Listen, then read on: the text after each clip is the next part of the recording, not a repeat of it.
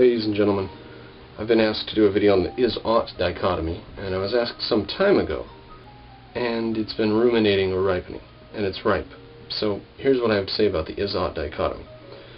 It comes from the idea that you can't get an ought from an is. In other words, something which is a fact in the universe, a temporal reality, cannot give you a moral result, a moral ought, a moral should.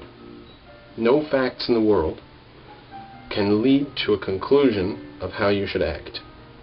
This is bizarre, it's fatuous, it's a bizarre, silly idea.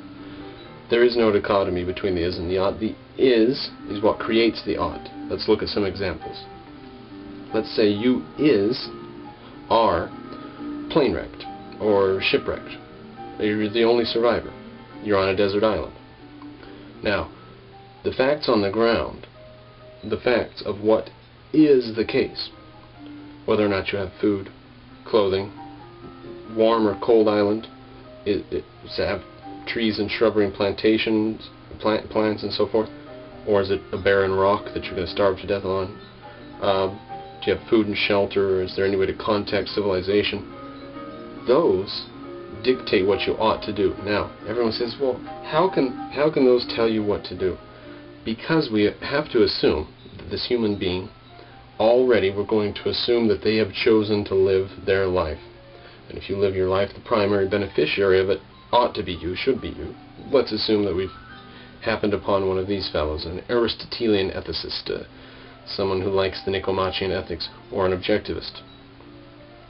And they're shipwrecked on a desert island.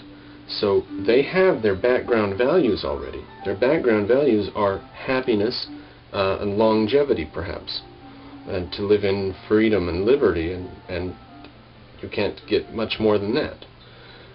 And perhaps to get wealthy and stuff, but let's tie that up with happiness. So he's got his goals. So he's got a basic background, what we might call a substrate from which to grow what he had ought to do.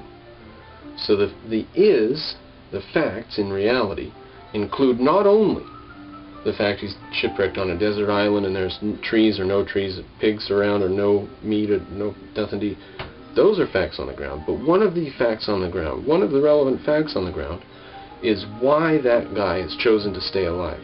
And he's probably chosen to stay alive for himself, for his own happiness and pleasure.